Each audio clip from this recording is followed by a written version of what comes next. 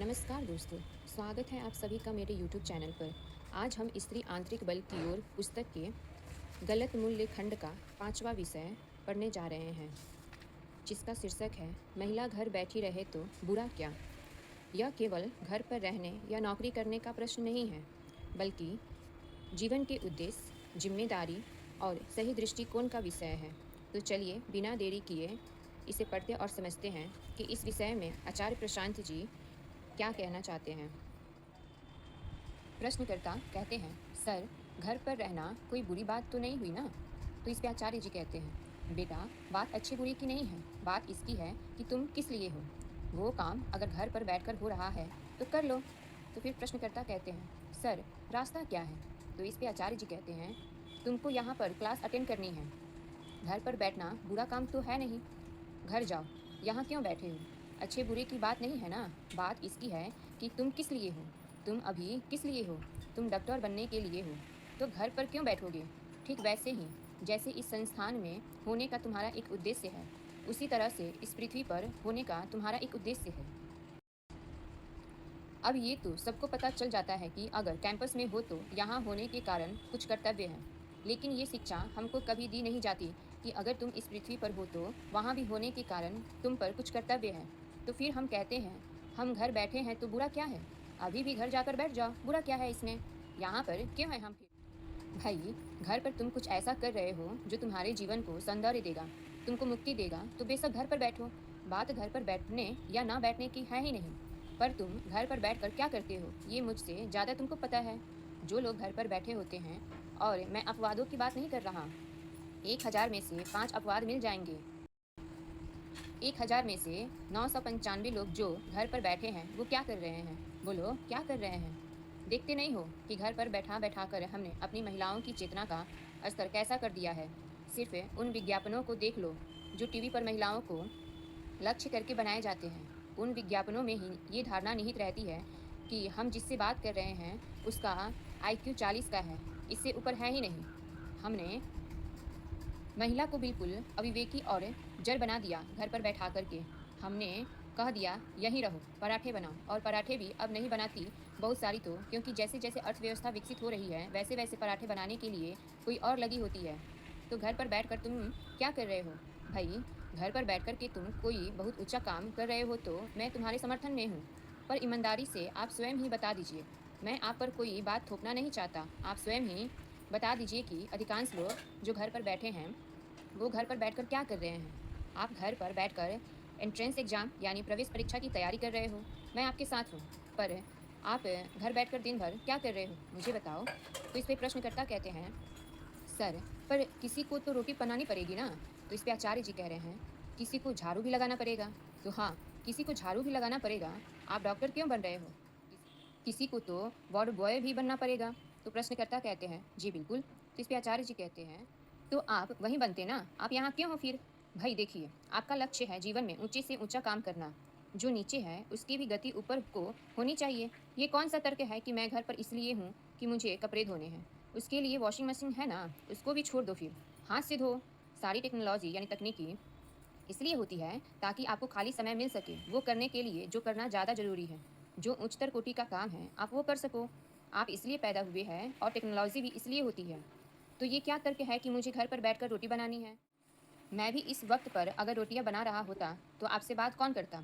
अभी मेरे सामने लाकर सैंडविच और समोसे रख दिए, वो किसी और ने बनाए हैं, इसलिए मैं आपसे बात कर पा रहा हूँ। वो सैंडविच समोसे मैं बनाने लग जाऊँ तो अभी आपको यही संदेश आता कि मैं वहाँ बैठ कर के समोसे तल रहा हूँ।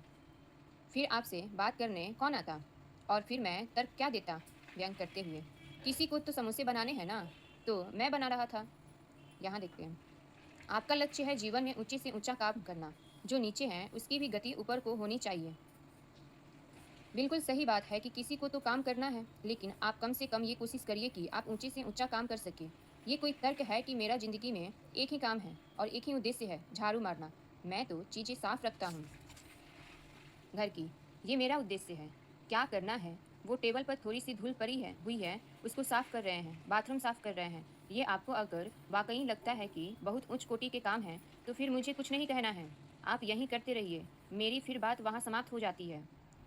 एक छोटा सा सवाल आप सबसे है, क्या किसी महिला का सम्मान इस बात से तय होना चाहिए कि वह घर पर रहती है या नौकरी करती है, या फिर सम्मान उसके व्यक्तित्व, चेतना और कर्म से होना चाहिए?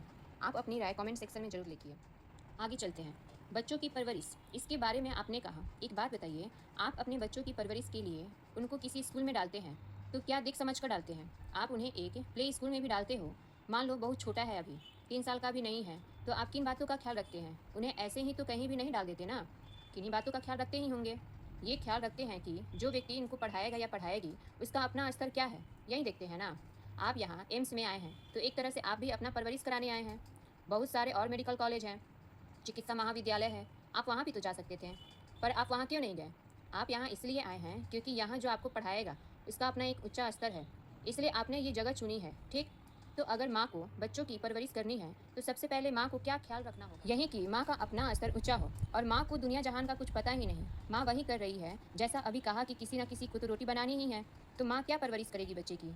और सब माँओं को लगता है कि हम बहुत अच्छी परवरिश कर रहे हैं और बच्चे वैसे निकलते हैं जैसे निकल रहे हैं।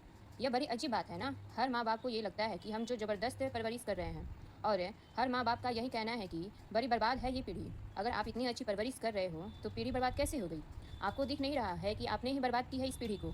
और पीढ़ी इसीलिए बर्बाद है क्योंकि जो अपने आप को प्रथम गुरु कहते हैं माँ बाप, उनकी जो धारणाएं हैं वो बहुत साधारण स्तर की है। बच्चे पर माँ का बड़ा प्रभाव पड़ता है। यदि माँ का व्यक्तित्व ही कुंठित है, अगर माँ में ही बहुत रोशनी नहीं है, तो बच्चे की अच्छी परवरिश कैसे हो पाएगी? बच्चे की अच्छी परवरिश करने के लिए उसे 24 घंटे माँ का साथ नहीं चाहिए।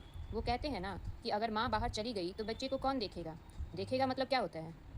बच्चा ज़्यादा खुश होता है जब आप बाहर चले जाते हैं। वो चाहता ही नहीं कि आप उसको देखो। उसकी तकलीफ़ ही यही है कि आप उसको बहुत ज़्यादा देख रहे हो, और जब आप देख रहे हो तो आप क्या कर रहे हो उसके साथ? आप जब बच्चे के साथ हो, आपके जितने पूर्वाग्रह हैं आप बच्चे पर लाद रहे हो, तो आपके जितने उल्टे-पुल्टे और उलझे हुए ख़यालात हैं आप बच्चे पर डाल दे रहे हो। ये बच्चे की भलाई हो रही है माँ के द्वारा या बाप के द्वारा? बोलिए तो, बताइए तो। अगर माँ बाप इतनी ही अच्छी परवरिश दे रहे होते तो ये समाज वैसा क्यों होता जैसा है, मुझे बताइए। लेकिन माँ बाप में गुमान रहता है, हम तो बिल्कुल ठीक हैं, हमें अपना तो उद्धार करना ही नहीं है, हमें तो बच्चे की परवरिश करनी है। आप कर कैसे लेंगे बच्चे की परवरिश जब तक आप खुद ठीक नहीं हुए अभी? लेकिन ये मानना कि अभी हम खुद ठीक नहीं हैं, अहंकार तो बहुत चोट देता है। तो हम कहते हैं हम ठीक हैं, बच्चे को ठीक करना है, ये गड़बड़ है। आप ठीक हैं, वो गड़बड़ है। वो गड़बड़ हुआ कैसे? अगर आप ठीक ही होते इतने तो वो गड़बड़ हो कैसे जाता है? नहीं, वो पड़ोस वाले खराब हैं, उन्होंने इसको गड़बड़ कर दिया। एक सुलझी हुई माँ ही अपने बच्चे को ऊंचाइयों तक ले जा सकती है। और मज़ेदार बात ये होती है कि व्यक्ति जब सुलझ जाता है तो उसको ये भी दिख जाता है कि बच्चे ही पैदा करना जीवन का उद्देश्य नहीं है। और बड़े दुर्भाग्य की बात यह है कि जो लोग जितने उलझे होते हैं उनको उतना ज़्यादा लगता है कि वो पैदा ही हुए हैं खानदान बढ़ाने के लिए, तो वहाँ मामला फंस जाता है। इस बॉक्स पे आते हैं। एक सुलझी हुई माँ ही अपने बच्चे को ऊंचाइयों तक ले जा सकती है। आगे, मैं घर के काम के प्रति कोई द्वेष नहीं रखता, ठीक है। घर का काम मैं स्वयं भी खूब करता हूँ। विशेषकर जब लॉकडाउन लगा था तब तो पूरा बड़ा सा बोध स्थल है हमारा। वहाँ तो कोई बाहर वाला आता भी नहीं था, जो लोग थे वहीं लगकर करते थे, और मैं बराबर का हाथ बटाता था। सब कुछ किया हुआ है, लेकिन मुझे ये भी पता है कि जीवन में कौन से काम का कौन सा स्थान है। और ये बात आपको भी पता है। आप नहीं मानना चाहें तो अलग बात है। अगर सारे काम एक बराबर होते तो प्रगति माने क्या होता है फिर? बोलिए। हाँ, ये अलग बात है कि जिस समय पर आपको जो काम करने को मिल रहा है आप उसे ही पूरी निष्ठा से करें। ये बात अपनी जगह ठीक है, लेकिन इसका मतलब ये नहीं है कि सारे काम एक बराबर होते हैं। आप क्रिकेट के मैदान पर 12वें खिलाड़ी हो, तो अभी आप यही कर सकते हो कि ड्रिंक्स यानी पे लेकर के जाओ पूरी निष्ठा से। या जो बैट्समैन यानी बल्लेबाज खेल रहा है, उसने कहा कि बल्ला मेरा ठीक नहीं है, तो आप एक बल्ला लेकर चले जाओ। या कोई ऐसी स्थिति आ सकती है जिसमें कोई खिलाड़ी 0 पर आउट हो गया है और वो रनर बन जाए। रनर जानते हो ना, कि बल्लेबाज चोटिल हो गए हैं, पहले रनर ज़्यादा बनते थे, अब तो शायद रनर बनाने पर भी पाबंदी लग गई है। लेकिन क्या आपने क्रिकेट रनर बनने के लिए सीखा था? ये तो बस एक संयोग की बात है कि इस क्षण में मुझे ड्रिंक्स से ले जाने हैं तो मैं ड्रिंक से ही अच्छे से ले जाऊंगा। इस क्षण में अगर मुझे रनर बनाना है तो मैं रनर ही अच्छे से बन जाऊंगा। लेकिन आपको ये भी ख्याल रखना है कि आपका काम है बल्लेबाजी करना, आप रनर बनने के लिए नहीं हो। और अगर आप रनर बने हुए हो तो मन में थोड़ी सी टिस भी होनी चाहिए कि यहाँ पर अटक नहीं जाना है, इससे आगे बढ़ना है, मुझे बीच में आकर बल्लेबाजी करनी है। मैं कब तक दौड़ दौड़ कर लोगों को चाय ही पिलाता रहूँगा? तो दोस्तों, यही था हमारा 5वां विषय, महिला घर बैठी रहे तो बुरा क्या है। अगर इस चर्चा से आपको कुछ नया सोचने का अवसर मिला हो, तो इस वीडियो को लाइक, कमेंट, शेयर ज़रूर करें और सब्सक्राइब करना ना भूलें। अगले वीडियो में हम एक नए अध्याय के साथ फिर मिलेंगे, तब तक के लिए आप अपना ध्यान रखें, ख्याल रखें और अपने विचारों का भी ख्याल रखें। धन्यवाद।